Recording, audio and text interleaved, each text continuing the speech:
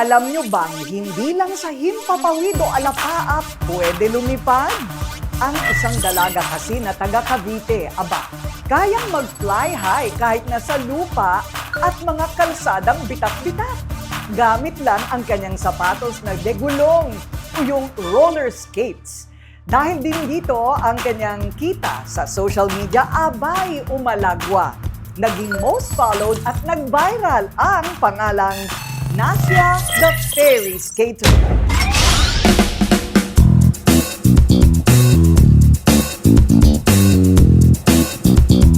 Handa na ba kayo? Skate ako! Uwian na dahil may nanalo na. Siya si Nasya, ang bagong sibol na diyosa sa social media. Literal mula ulo hanggang paa. Todo ang kanyang paghahanda at pinag-isipan bawat piraso ng isusuot. Walang stylist si Ateng dahil sariling sikap ang kanyang formang tumatatak.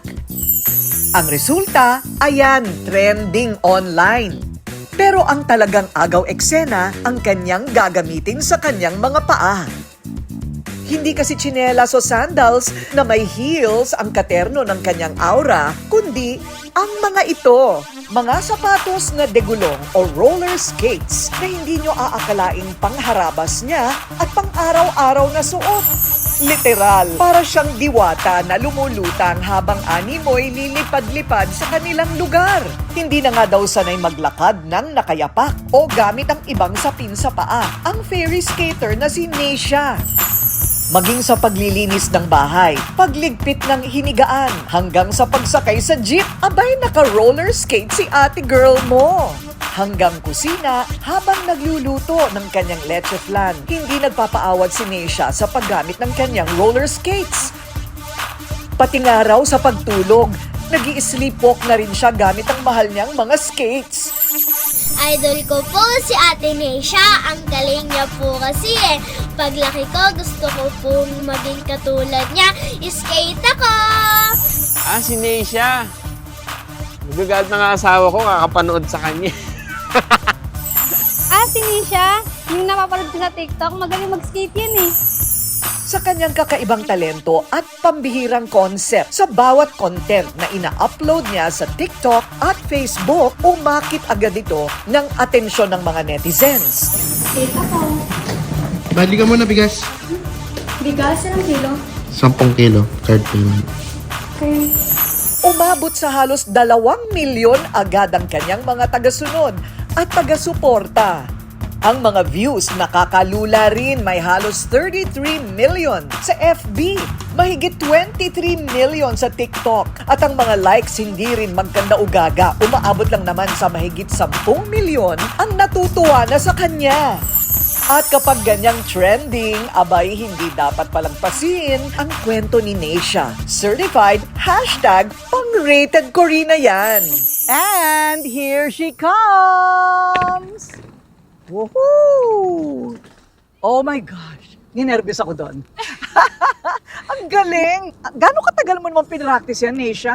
4 years na po. Nag-start ako ng 2021 pa. 4 years? Yes. 4 years lang? Ganyan ka nakagaling? Ay, thank you po. Meron ka talagang official, professional instructor? Wala po. Self-taught po ako. Self-taught ka Yes. lang. Ito na ang naging kabuhayan mo. Yes. Biro mo, talagang milyon-milyon na ang followers at yung mga view, wow!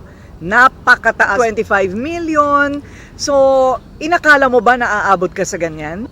Honestly po hindi. Kasi nung nag-start po ako sa social media, talagang gusto ko lang i-share yung passion ko sa pagsiskate. Unexpected po talaga yung biglang magkaka-followers, tas may mga magkakaroon ng fans, ganyan.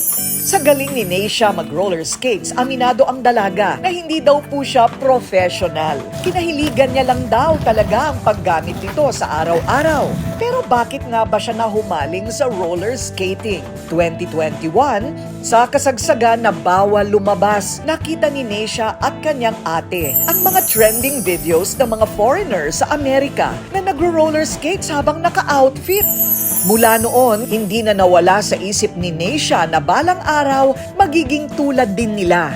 Yun nga lang, wala silang pera, pambili ng pinapangarap na sapatos. Pero sabi nga, if there's a will, there's a way. Dahil lockdown noon, nakaipon ng ate niya mula sa baon nito at doon, agad silang nakabili ng mumurahing roller skate sa online.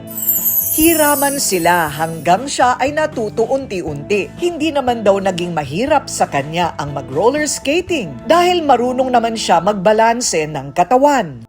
Masaya at parang bumabalik sa pagkabata si Neisha. Sa tuwing suot niya ang kanyang mga roller skates, patok na patok talaga sa mga kabataan. Kaya ang daming followers. Pero tulad ng mga gulong ng kanyang mga skating shoes ay paikot-ikot din ang naging journey ng kanyang buhay bago niya nasabing siya talaga ay sumakses.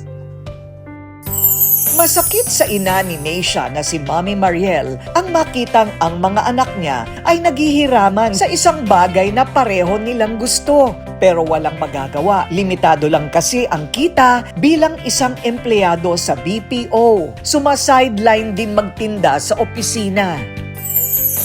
I work double jobs actually, hindi lang sa isa. Kasi minsan nagtitinda kami ng canteen, ganyan. So, struggle talaga. Hindi po kami lumaking privilege, lalo yung mga anak ko. Single mom si Mariel na pilit tinaguyod ang 5 anak. Ang bawat sentimo nakita ni Neisha na mahalaga para sa kanyang pamilya. Kung hihingi pa ng sobra para sa kanyang gusto, siguradong mafaflata ng budget ang kanilang nanay. Luluto kami sa umaga. Sa after ko ng shift, namamalengke pa ako. Tapos mag-deliver pa ako ng food para sa food sa pantry namin. Saktual lang talaga yung finances namin, nagkakautang pa. Kwento ni Mami Mariel, maswerte naman daw siya dahil naiintindihan ng mga anak niya ang kalagayan nila.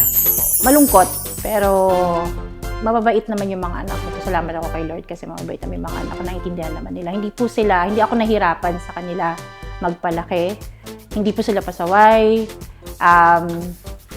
Marunong sila sa bahay. Alam mo yun, talagang nagtutulungan kami. So, kahit na ganun yung sitwasyon namin noon, naintindihan naman ng mga bata. Sa pagtatapos ni Neisha ng senior high, natupad ang kanyang pinakahihiling. Isang pares ng roller skates ang graduation gift ng kanyang tatay. Dito na nagsimula ang mas madalas na paggamit at pag-iensayo ng kanyang natatagong skills sa roller skating. Hindi na lang sa bahay siya nag-iikot at lumilibot. Nag-explore na ang dalaga, malayo na rin ang kanyang narating gamit lang ang mga sapatos na degulong. Ano ang pinakamahaba mong biyahe? 25 kilometers. Bumababa po kami sa Tagaytay to Conchu sa Trece Cavite. Ayun, downhill po siya na padire-diretso. Yay, nakakatakot. Mag-iingat ka. Hindi ba? Opo, lagi naman po kami nag-iingat po talaga. Sinong mag-aakala na ang nangarap lang noon na magkaroon ng roller skates, abay hindi lang Tagaytay ng narating, kundi tagumpay at magandang buhay. Ano nga ba ang naging sikreto ni Fairy Skater? Bakit siya minamahal ng mga tao?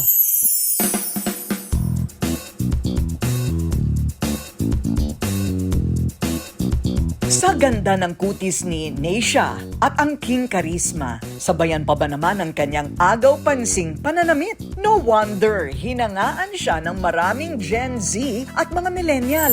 Aminin nyo ha, naiintriga kayo kung ano nga ba ang itsura ng kanyang walk-in closet? Dahil fairy skater si Neisha, wish granted daw tayo.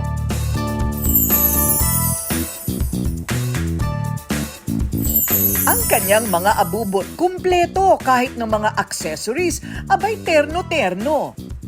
May taste din naman kasi itong si Neisha pagdating sa fashion.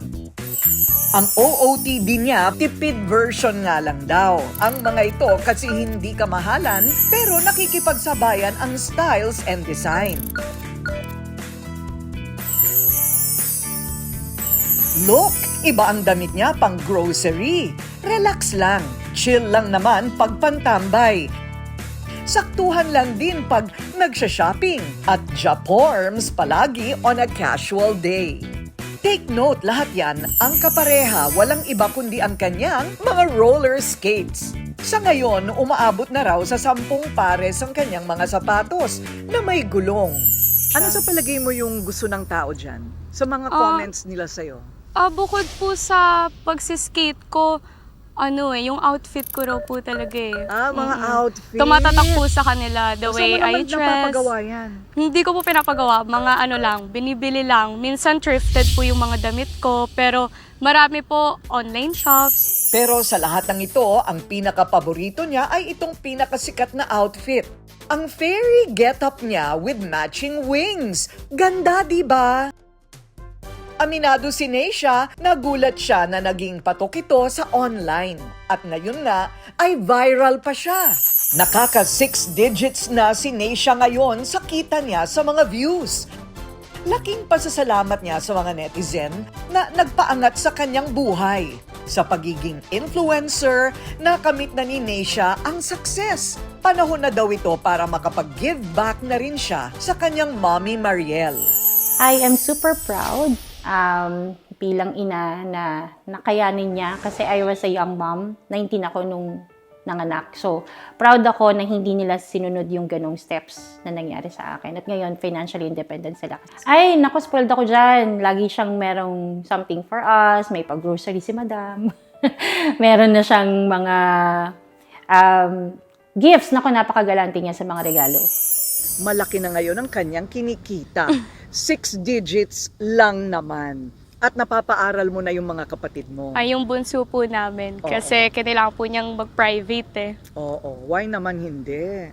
So, nakakatulong ka na talaga. Yung mga magulang mo okay sa ginagawa mo. Ay, yes po. Talagang todo support po sila.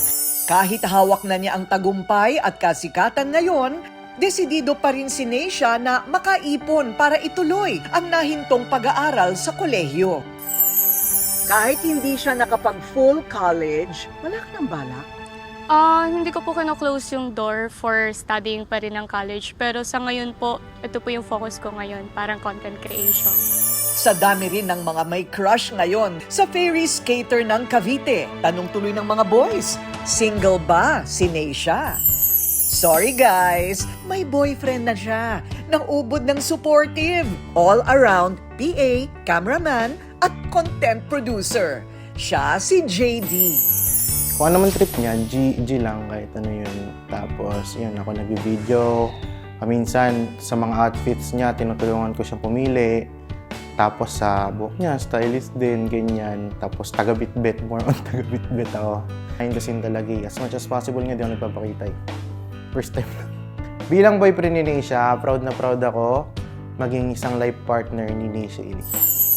Hindi daw seloso si JD kahit pa ang daming umaaligid sa kanyang famous na nobya. Na-affirm niya naman ako na kahit sino pa yan, ako pa din. Alam nyo ba bakit sila nag-click? Kasi si BF magaling din palang mag-skates. Ako rin kasi personally nag-skate for 5 years na din. Paalala ni Neisha sa kanyang followers at mga bata na gusto siyang gayahin. Dapat daw magsuot ng full safety gear palagi. Mag-train din ng mabuti para hindi sumemplang at magamay ang suot na roller skates. Hindi daw po ito for fashion or maging astig looking ha. Ito ay passion at skills na dapat may tamang equipment, practice at may gabay ng isang profesional. Sa pagiging roller skater ni Neisha, naranasan niyang umangat at lumipad. Hindi sa hangin kundi sa lupa para maabot ang kanyang mga pangarap. Ito rin ang naging paraan para mas magtiwala at ma-express ang sarili. Mas nagkaroon ng direksyon at naramdaman niya ang tunay na kalayaan. Gamit ang mga gulong sa kanyang sapatos, malayo na ang kanyang narating. Pero alam ni fairy skater na malayo pa rin ang kailangan niyang takbuhin para marating ang magandang buhay para sa kanyang buong pamilya. Tulad ng lagi niyang sinasabi, skate tayo! Let's keep on rolling!